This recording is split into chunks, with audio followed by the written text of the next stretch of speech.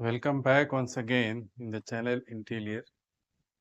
This is 37th lecture, but this is very important because we are going to discuss about the similarities and differences between three tenses, that is present indefinite, past indefinite and future indefinite. What are the similarities and differences between them? So you must listen to me very sincerely. Now see here, हमने यहाँ पे लिया है simple और indefinite. इसमें हम तीनों tenses का देखेंगे एक साथ all together. Already I have discussed to you, but today we will see in different aspect. इसमें क्या क्या समानताएं हैं और क्या क्या असमानताएं हैं। अब सिंपल और इंडेफिनिट ये प्रेजेंट का है।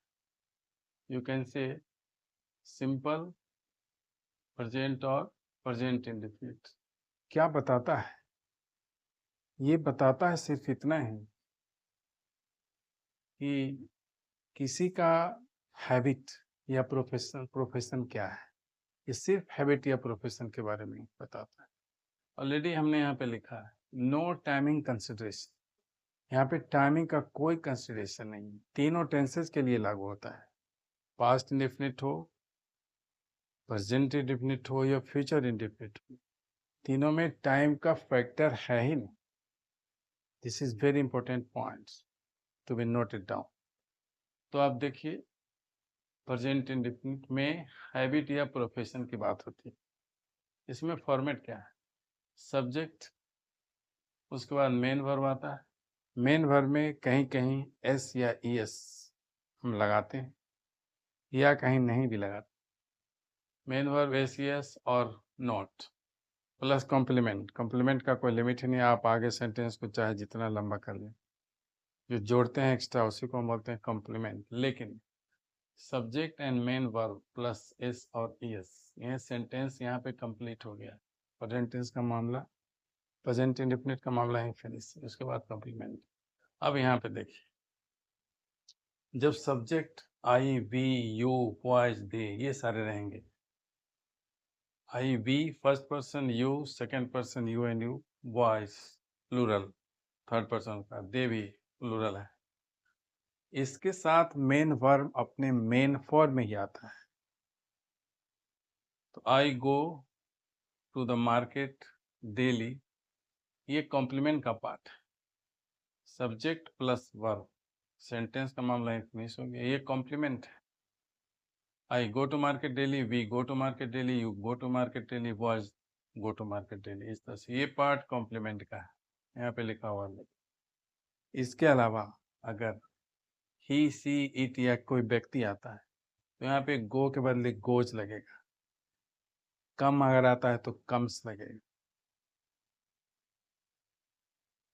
तो he goes to market daily, ये कॉम्प्लीमेंट का पार्ट है। इस तरह आपने देखा मेन जो टेंस का पार्ट है इसमें सब्जेक्ट प्लस मेन वर्ब अपने मेन फॉर्म में रहेगा या एस या एस लगेगा। इनके साथ मेन फॉर्म में रहता है, इनके साथ एस की एस लगता है। Okay, second part past indefinite. This one is past indefinite. Second part, इसमें क्या होता है? यहाँ जो मैंने लिखा था इसमें मैं सुबह मार्केट जाता हूँ रोज। ये मेरी हैबिट हो सकती है या मेरा पेशा भी हो सकता है। इससे दोनों बातें स्पष्ट हो जाती है। लेकिन कितने बजे जाता हूँ, कब जाता हूँ, कोई कंसिडरेशन। लेकिन बात होगी present. Second, past. Past indefinite या simple past, any event occurred in the past. कोई टाइमिंग का है नहीं जिक्र, इसलिए मैं लिखा हुआ है no timing consideration. This one is similarity among all the three, 1, 2 and 3. Any event occurred in the past, कोई घटना पास्ट में हो। फॉर्मेट क्या है? Subject, second form of main verb जिसको हम V2 बोलते हैं। V1 main verb, go, went, go. then go V1, when V2 and go on V3। तो V2 यहाँ पे लगता है, प्लस कॉम्प्लीमेंट आता है, ये तो कुछ भी जोड़ सकते हैं।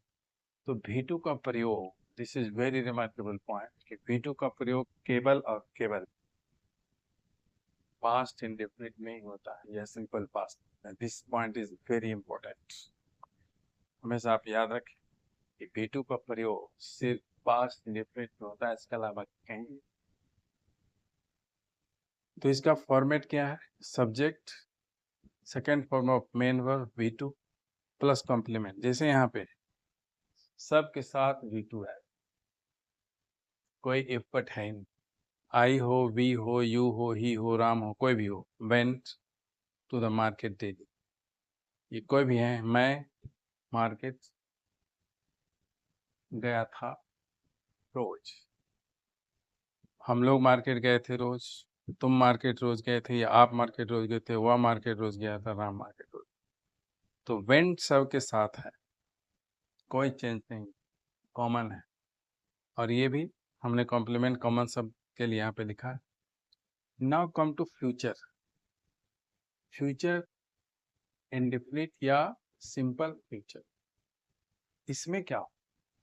आने वाले समय में कोई भी घटना घट जाए, कोई टाइम का विचार विमर्श नहीं, एनी इवेंट विल हैपन, होगी, टाइमिंग का कोई मतलब नहीं।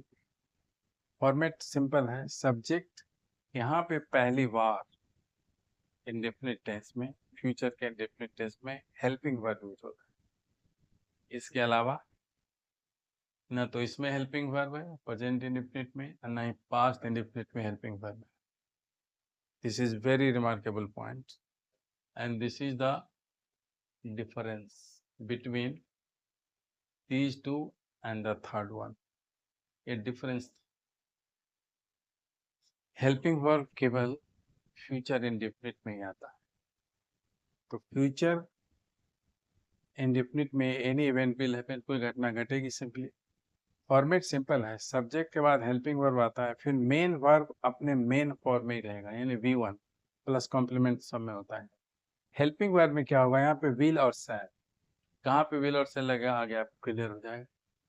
तो मेन वर्ब यहाँ पे V1, यहाँ पे देखते हैं मेन वर्ब, यहाँ भी है V1, ये दोनों में सिमिलरिटी है। हालांकि इस इधर ES लगता है, लेकिन यहाँ पे इस सारे सब्जेक्ट के साथ मेन वर्ब अपने मेन फॉर्म में रहता है, यहाँ भी मेन वर्ब अपने मेन फॉर्म में रहता है। अब किसके साथ विल या किसके साथ शैल, अनदर प्रॉब्लम। तो हेल्पिंग वर्ब में विल या शैल होगा, आई और वी के साथ shall. I shall go to market daily, we shall go to market daily, मैं रोज मार्केट जाऊं, या हम लोग रोज मार्केट जाएं।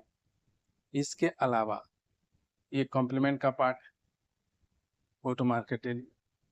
इन इतने सब्जेक्ट के साथ you, he, she, it, they, boys, Ram, इस सब के साथ विल आता है। विल, गो मेन फॉर्म में है, टू द मार्केट डेली ये कॉम्प्लीमेंट का पार्ट है।